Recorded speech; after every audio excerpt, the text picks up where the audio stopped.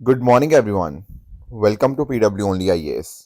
दोस्तों, बात करें अगर हम 19 फरवरी 2025 के द हिंदू फ्रंट पेज की, तो यहाँ पर आप नोटिस कर पाओगे कि भारत और कतर के बीच में जो रिश्ते थे, उनको बीच में हमने एग्रीमेंट साइन करके उनको स्ट्रेटेजिक पार्टनरशिप का यहाँ पे दर्जा दे दिया है। तो यानी कि हमारे जो रिलेशनशिप है वो एलिवेट होते हुए यहाँ पे देखने को मिल रहे हैं। आप सब लोग जानते होंगे जो कतर है ना, वो एक बहुत ही बड़ा एनर्जी सप्लायर है इंडिया के लिए। एंड डेफिनेटली ये जो डिस्कशंस हुई हैं ये काफ़ी फ्रूटफुल हमें देखने को मिल रही हैं। इसके साथ ही साथ दोनों लीडर्स ने ये भी डिस्कस किया कि कैसे आपस में मिलकर एक फ्री ट्रेड एग्रीमेंट है, हम यहाँ पे उसकी पॉसिबिलिटी को यहाँ पे साइन कर सकते हैं। बाकी और चीज़ें जैसे for example double taxation avoidance pact को भी यहाँ पे साइन किया गया। एंड साथ ही साथ ट्रेड एंड सिक्योरिटी के अंदर अपने रिश्ते को भी हम और यहाँ पे डीपन किया। हालांकि एक थोड़ा चैलेंज भी हमें यहाँ पे देखने को मिलता है, क्योंकि एक जो इंडियन नेवी कमांडर हैं पुनेंदु तिवारी जी, वो यहाँ पर आज के समय आपको कतर की कस्टडी के अंदर देखने को मिल रहे हैं। दरअसल में अगर हम बात करें ना, तो आज के समय लगभग 600 इंडियंस ऐसे हैं जो कतर की प्रेजेंस के अंदर हैं। एंड ये जो पर्टिकुलर केस था, ये अपने आप में काफ़ी दोनों देशों के बीच में एक चैलेंजिंग केस यहाँ पे बना हुआ है। बाकी अदरवाइज अगर हम बात करें तो डेफिनेटली रिश्ते हमारे बेहतर हो रहे हैं। बाकी वेस्ट एशिया के डेवलपमेंट्स को भी यहाँ पे डिस्कस किया गया। दोस्तों, डेट है आज की 19 फरवरी 2025 एंड आप सभी का स्वागत है आज के प्रीलिम बूस्टर न्यूज़ डिस्कशन में। अगर आपको दोस्तों इस पर्टिकुलर लेक्चर की पीडीएफ चाहिए तो आप मेरे Telegram channel Rishabh Sharma sir PW यहाँ पर जाके इसकी पीडीएफ को डाउनलोड कर सकते हो एंड अपनी प्रेपरेशन को और भी स्ट्रेंथन कर सकते हो। चलिए अगले टॉपिक की तरफ बढ़ते हैं एंड अंडरस्टैंड करते हैं कि आखिर M23 आर्म्ड ग्रुप ये आखिर मुद्दा क्या है। दोस्तों, सबसे पहले मैं थोड़ा सा ना आपको मैप की तरफ लेके चलता हूँ। यहाँ पर आप ध्यान से देखना, ये मैप है आपके अफ्रीका का, राइट। एंड यहाँ पर आपको एक बहुत ही बड़ी कंट्री आपको देखने को मिलती है, that is DRC। What is DRC? Democratic Republic of Congo, right. अब कॉन्गो के साथ बहुत सारी कंट्रीज का बॉर्डर टच होता है। अगर मैं डेमोक्रेटिक रिपब्लिक ऑफ कॉन्गो की बात करूं, जैसे फॉर एग्जांपल यहाँ पर आपको कॉन्गो हो गया, सेंट्रल अफ्रीकन रिपब्लिक हो गया, south Sudan, Uganda, Rwanda, Burundi, है ना, तंजानिया हो गया, नीचे जैम्बिया, एंगोला, बहुत सारी कंट्रीज के साथ यहाँ पे बॉर्डर टच करता है। पर हमें यहाँ पर इसके जो ईस्टर्न बॉर्डर्स हैं थोड़ा उस तरफ आना होगा। यहाँ पर अगर हम ईस्टर्न बॉर्डर में टच देखें तो यहाँ पर आपने नोटिस किया होगा कि रवांडा के साथ इसका बॉर्डर यहाँ पे टच होता है। अब पिछले काफी टाइम से ना बहुत बड़ा कॉन्फ्लिक्ट यहाँ पे चल रहा है। स्पेशली अगर मैं बात करूँ ना, तो यहाँ पर आपको एक सिटी पता होना चाहिए, दैट इज गोमा। ये दरअसल में जो गोमा सिटी है यहाँ पर, और यहाँ पर एक बुकावू सिटी है, ये दोनों ऐसे रीजन्स हैं जो यहाँ पे रेबल्स के द्वारा कैप्चर कर लिए गए हैं डेमोक्रेटिक रिपब्लिक ऑफ कॉन्गो के। अब एक्चुअल में ये जो ग्रुप है जिसने ये कैप्चर किए हैं उसका नाम क्या है? M23 armed group. अब आपके दिमाग में आ रहा होगा सर ये नाम कहाँ से आया, मैं थोड़ा सा आपको एक्सप्लेन करता हूँ। दोस्तों, दरअसल में ना आप एक बात को नोटिस करना कि यहाँ पर ना आपको तुत्सिस देखने को मिल जाते हैं। जो आपका ईस्टर्न रीजन था ना, ये पूरा जो गोमा वाला था और बाकी जो रीजन था, यहाँ पर आपको एक एथनिक ग्रुप देखने को मिलता है, तुत्सिस। ये जो ग्रुप है ये अपने आप में माइनॉरिटी में है, ठीक है, बहुत ही इनकी कम पॉपुलेशन है। But definitely they would want कि उनके भी प्रॉपर जो राइट्स हैं, उनके हक हैं, उनको यहाँ पे डेमोक्रेटिक रिपब्लिक ऑफ कॉन्गो सुने। एंड इसी वजह से पता क्या होता है, 2009 के अंदर 23 मार्च को एक पीस एग्रीमेंट होता है, ठीक है। और इस पीस एग्रीमेंट में बात करी जाती है कि इनके राइट्स का हम ध्यान रखेंगे, बाकी सारी चीज़ें इनमें डिस्कशन करी जाती हैं। पर बाद में क्या होता है, इनको ऐसा लगता है जो तुत्सीज हैं कि हमारे जो राइट्स हैं उनका अभी भी नहीं यहाँ पर देखा जा रहा उनको, ठीक है। तो उसके बाद क्या होता है, वो अपना एक ग्रुप फॉर्म कर लेते हैं जिसका नाम है M23। ये M23 वर्ड कहाँ से आया? ये दरअसल में मार्च 23 से नाम से यहाँ पे हमें देखने को मिला। तो पहले भी इन्होंने यहाँ पे कैप्चर किया था काफी साल पहले, 2012 के राउंड। अब 2025 में हमें फिर यहाँ पे देखने को मिलता है कि ये ग्रुप है जो वापस से स्ट्रांग हुआ है एंड इसने यहाँ पर वापस से अलग अलग एरियाज को कैप्चर करने की यहाँ पे कोशिश कर रहा है। तो M23 रेबल्स जो कोई ऐसा बताया जाता है कि रवांडा के द्वारा बैक किए जाते हैं। दरअसल में ना रवांडा के ऊपर एलिगेशंस है कि रवांडा इनको यहाँ पे मदद करता है, जो एथनिक तुत्सीज हैं। इसका कारण क्या है? देखो, रवांडा में भी आपको ये ग्रुप आपको देखने को मिलेगा, पर रवांडा में ये रवांडा की सरकार के अगेंस्ट नहीं बल्कि उनके साथ में काम करते हैं। दरअसल में जो M23 का लीडर है ना, उसने रवांडा की आर्मी के अंदर भी सर्व किया हुआ है।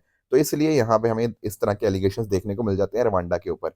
बाकी इसके अलावा अगर हम बात करें तो ये आपका one of the 100 arm groups जो कि फाइट कर रहे हैं आज के समय, वो हमें देखने को मिल जाते हैं। इसके अलावा इनका ऑब्जेक्टिव ये है, ये चाहते ये हैं कि जो Congo democratic Republic of Congo के अंदर जो तुत्सीज है ना, उनके इंटरेस्ट को कहीं ना कहीं ध्यान में रखें। Plus at the same time इनकी जो लोकेशन है वो नॉर्थ किवी प्रिंस के अंदर एक्टिव थोड़ी देखने को मिल जाएगी। यहाँ पर अगर आप नोटिस कर पाओगे ना, this is your north Kivu province. UPSC ने यहाँ पे सवाल ही पूछा हुआ है नॉर्थ किवू एंड इतूरी प्रोविंस के बारे में, तो इसका आंसर था democratic Republic of Congo. UPSC के अंदर ऑलरेडी ये क्वेश्चन आ चुका है। बाकी इसके अलावा मैंने आपको नाम बता ही दिया कि किस तरह से इनका जो नाम है वो यहाँ पे बना। दरअसल में क्या हुआ था ना, 23 मार्च 2009 को एक अकॉर्ड हुआ था between National Congress for Defence of People, ये basically Tutsi led rebel group है, और दूसरा है जो कॉन्गो की यहाँ पे सरकार हमें देखने को मिलती है, इनके बीच में यहाँ पर ये एग्रीमेंट हुआ था। 2009 का एग्रीमेंट यही बात करता था कि इनका अच्छे से इम्प्लीमेंटेशन होगा, इनको हम इंटीग्रेट करेंगे कांगोलीज आर्मी के अंदर, पर वो चीज़ें कहीं ना कहीं हो नहीं पाई। फिर बाद में जाके देखने को मिलता है M23 ग्रुप जब बनता है, फिर वो थोड़ा वीक हो जाता है, अब वापस से स्ट्रांग होता हुआ देखने को मिल रहा है, एंड इस वजह से आपको नोटिस करने को मिलेगा कि ये सब इश्यूज आज के समय चल रहे हैं। अब आपके दिमाग में एक सवाल और आ रहा होगा कि सर कोई और भी कोई कारण है क्या कि जिस वजह से रवांडा भी यहाँ पर इनको सपोर्ट कर रहा है? देखो द आंसर इज यस। दरअसल में जब हम बात करते हैं ना डेमोक्रेटिक रिपब्लिक ऑफ कॉन्गो की, यहाँ पर आपको अच्छा खासा सोना, गोल्ड, ठीक है, और भी बहुत सारे आपके इंपॉर्टेंट मिनरल्स आपको देखने को मिल जाएंगे, जैसे कोल्टन के नाम से। दरअसल में इसको यहाँ पे मोबाइल फोन्स के लिए यहाँ पे इस्तेमाल किया जाता है। तो ये सब जो मिनरल्स यहाँ पे कहीं ना कहीं मिलते हैं, तो रवांडा भी कहीं ना कहीं चाहता है कि वो मिनरल्स उसको मिले, and that is why Rwanda भी यहाँ पर सपोर्ट कर रहा है M23 ग्रुप को। तो दो चीजें, एक तो मैपिंग हो गया, पूरा पूरा प्रोसेस कैसे था। आई होप ये बातें आपको समझ अच्छे से आ गई होंगी। अब आते हैं अपने अगले टॉपिक की तरफ एंड अंडरस्टैंड करते हैं एक्सरसाइज धर्मा गार्जियन को। देखो धर्मा गार्जियन को तो अंडरस्टैंड करेंगे, पर मैं थोड़ा सा ना आपको जापान लेके चलता हूँ। देखो जापान की जब हम बात करते हैं ना, आपको यहाँ पर टोटल 4 मेजर आइलैंड्स देखने को मिलेंगे। एक है आपका होकाइडू, एक है आपका होन्शु, एक है आपका शिकोकू, और एक है आपका कोइशू। ये 4 आपको आइलैंड मेजर देखने को मिल जाएंगे। इसमें हम जो बात करेंगे ना आइलैंड की, वो बात करेंगे होन्शु आइलैंड की। एंड इनफैक्ट अगर हम बात करें जो जापान की कैपिटल सिटी है टोक्यो, वो भी आपको इसी होन्शु आइलैंड के ऊपर आपको देखने को मिल जाएगी। एंड टोक्यो के बिल्कुल बगल में अगर हम चलेंगे, यहाँ पे ये देखो, ये देखो, ये कौन सा है? ये आपको माउंट फ्यूजी आपको देखने को मिल जाएगा। ठीक बात है। आप पूछेंगे सर माउंट फ्यूजी का जिक्र क्यों कर रहे हो? देखो माउंट फ्यूजी पहले तो बहुत ही शानदार, बहुत ही सुंदर दिख रहा है, ठीक है। और इस बार पता क्या हो रहा है, इंडिया और जापान के बीच में एक एक्सरसाइज होती है जिसका नाम है एक्सरसाइज धर्मा गार्जियन। वो दरअसल में इस बार कहाँ टेक प्लेस करेगी? वो होगी आपकी माउंट फ्यूजी में, ठीक है, जो कि आपको पिक्चर में देख पा रहे होंगे। तो आई होप आपको लोकेशन पर्सपेक्टिव समझ आ गया होगा कि कहाँ पर ये एक्सरसाइज होने जा रही है। तो ध्यान क्या रखना है, ये होन्शु आइलैंड के ऊपर है, एंड ये जो आपकी माउंट फ्यूजी है ना, this is the highest mountain in Japan. In fact ये देखने में इतनी ज़्यादा सुंदर है, कहीं न कहीं कल्चरली बहुत अच्छी है, एंड इस वजह से इसको यूनेस्को वर्ल्ड हेरिटेज साइट का भी दर्जा दिया हुआ है। साथ ही साथ अगर हम बात करें, जो जापान की 3 होली माउंटेन्स है ना, एक तो आपका माउंट एट हो गया, माउंट हाकू हो गया, और तीसरी आपको यहाँ पे माउंट फ्यूजी आपको देखने को मिल जाएगी। एंड साथ में आप ध्यान रख सकते हो, ये एक एक्टिव स्ट्रेटो वोल्केनो है जिसकी कोनिकल शेप है, जैसा कि मैंने आपको पिक्चर में दिखाया भी था। अब थोड़ा-सा बात करें इस एक्सरसाइज की, तो ये एक्सरसाइज यहीं पर कंडक्ट होगी माउंट फ्यूजी में बिटवीन 25 फरवरी से लेके 9 मार्च के बीच में। अब इसमें होगा क्या? देखो भारत की आर्मी एंड साथ ही साथ जो जापान की ग्राउंड सेल्फ डिफेंस फोर्स आपको देखने को मिलेगी, उनके बीच में यहाँ पे एक्सरसाइज होगी ताकि दोनों देशों के बीच में इंटरऑपरेबिलिटी यहाँ पे बढ़ाई जा पाए, साथ में मिलकर काम किया जा पाए। काउंटर टेररिज्म ड्रिल्स होंगी, अर्बन वॉरफेयर यहाँ पे, ये सब चीज़ें हमें देखने को मिल जाएंगी। एंड इससे कहीं न कहीं हमारा जो इंडो पैसिफिक रीजन है, क्योंकि आप लोग जानते होंगे भारत और जो जापान है, वो डेफिनिटली बहुत सारे चीज़ों में कोऑर्डिनेट करते हैं। तो यहाँ पर भी इंडो पैसिफिक रीजन में कैसे इंटरनेशनल नॉर्म्स का हम एडहेयर कर सकते हैं, उसके रिगार्डिंग यहाँ पे बातें हैं। बाकी जॉइंट ट्रेनिंग होगी यहाँ पे, ठीक है, कैसे-कैसे जो पोटेंशियल थ्रेट्स हैं, उनको टैकल कर सकते हैं, and definitely broader regional cooperation भी हम यहाँ पे अचीव कर पाएँगे। इसके अलावा भी भारत और जापान के बीच में एक्सरसाइज़ होती हैं, जैसे एक्सरसाइज़ मालाबार, ये तो बहुत ही फेमस है। भारत, जापान, यूएसए और ऑस्ट्रेलिया, बेसिकली जो आपके क्वाड के आपको देश देखने को मिलेंगे, उनके बीच में आपको ये मल्टीनेशनल नेवल एक्सरसाइज़ देखने को मिल जाती है। इसके अलावा जिमेक्स, ये भी आपकी नेवल एक्सरसाइज है इंडिया और जापान के बीच में। उसके अलावा आपकी शिन्यू मैत्री है, ये एक एयर फोर्स एक्सरसाइज है बिटवीन इंडिया एंड जापान। तो ये बातें Mount Fuji and exercise Dharma Guardian के बारे में आपको पता होनी चाहिए। आगे आते हैं दोस्तों अगले टॉपिक पे, that is Aravalli safari park project. थोड़ा इसको अंडरस्टैंड करते हैं। पहले बताओ आपको अरावलीज के बारे में तो आइडिया है ना? देखो जब मैं बात करता हूँ ना अरावलीज की, तो आप लोग जानते होंगे ये one of the oldest mountain range है, एंड ये आपको गुजरात के अंदर, राजस्थान, हरियाणा, दिल्ली, इन स्टेट्स के अंदर आपको देखने को मिल जाएगी। ज्यादातर जो इसका हिस्सा है ना, वो आपको राजस्थान के अंदर डेफिनेटली देखने को मिल जाता है। लगभग 70 से 80% आपको यहीं पे देखने को मिलेगा। बाकी ये नेचुरल बैरियर की तरह काम करता है थार डेजर्ट के लिए, ठीक है, उसको एक्सपैंड नहीं होने देता कि इस साइड की तरफ, एंड ये बायोडाइवर्सिटी में काफी आपको रिच देखने को मिल जाएगा। अरावली माउंटेन्स दरअसल में 2 रेंजेस के अंदर डिवाइडेड है, एक है आपका संभार सिरोही रेंज एंड दूसरा है आपका संभार खेतरी रेंज। साथ में ही ना आपको अंडरस्टैंड क्या करना है कि जो गुरु शिखर है माउंट आबू में, वो यहाँ पे अरावलीज की आपको हाईएस्ट पीक आपको देखने को मिल जाएंगी। अब मैं इस पॉइंट को डिस्कस करूंगा, तो एक्चुअली आप अंडरस्टैंड करने की कोशिश करो। अभी ना हरियाणा गवर्नमेंट क्या कर रही है, हरियाणा गवर्नमेंट का एक प्लान है कि एक अरावली सफारी पार्क प्रोजेक्ट बनाया जाए। क्या है ये इस पार्क प्रोजेक्ट का, इसका पर्पस क्या है? देखो एक्चुअल में ना बेसिकली आप मान सकते हो कि एक जू सफारी यहाँ पे बनाई जा रही है।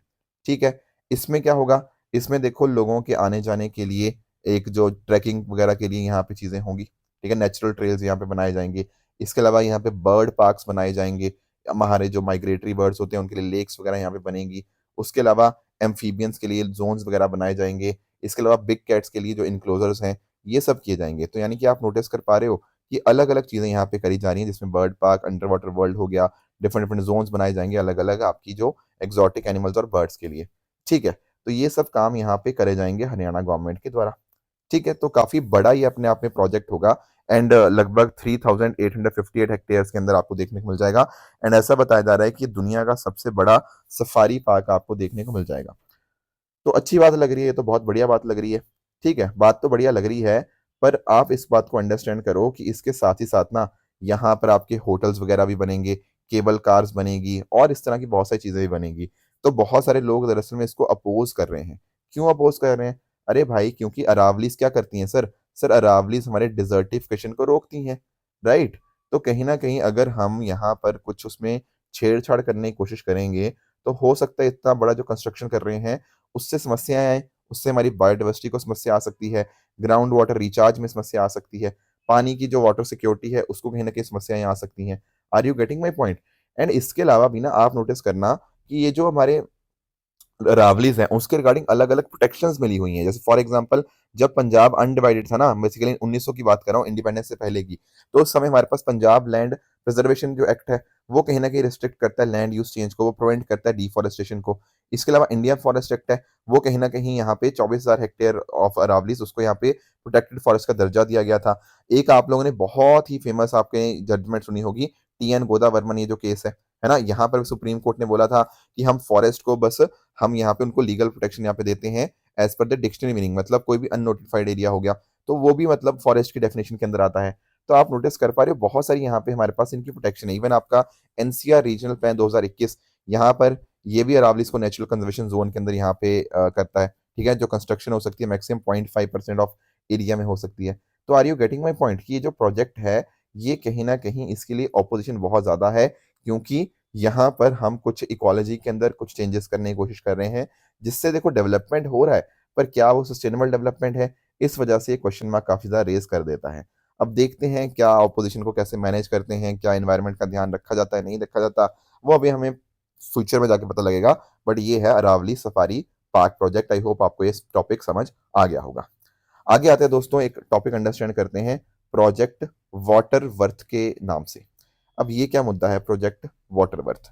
देखो यहाँ पे आप लोग अंडरस्टैंड करना, ये दरअसल में मेटा बेसिकली फेसबुक का आपको एक इनिशिएटिव आपको देखने को मिल जाएगा, जिसका नाम है प्रोजेक्ट वाटर वर्थ। यहाँ पर आप अंडरस्टैंड करना इसके माध्यम से करने की क्या कोशिश करी जा रही है।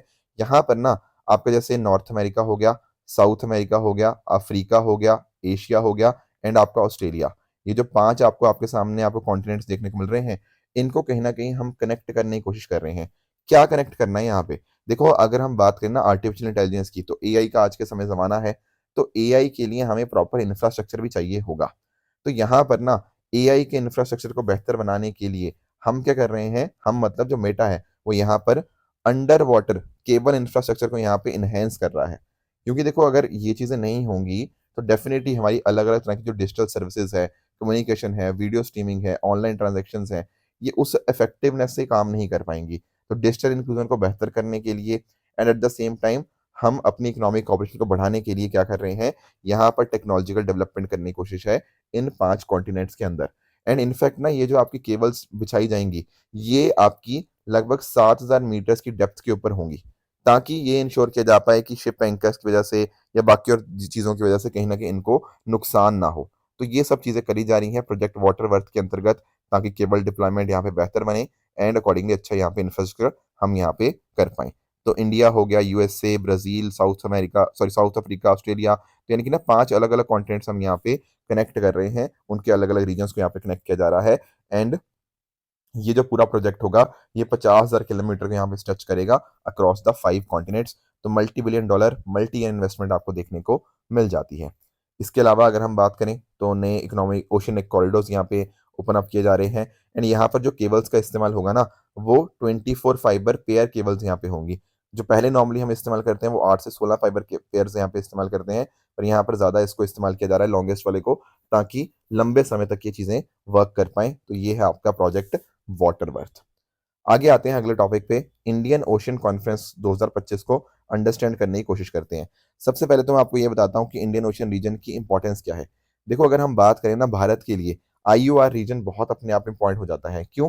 क्योंकि देखो, ट्रेड के लिए हमारे लिए इंपॉर्टेंट है, एनर्जी इंपोर्ट के लिए हमारे लिए बहुत इंपॉर्टेंट है, एंड इवन फिशिंग वगैरह के लिए ये चीज़ बहुत ज़्यादा इंपॉर्टेंट बन जाती है।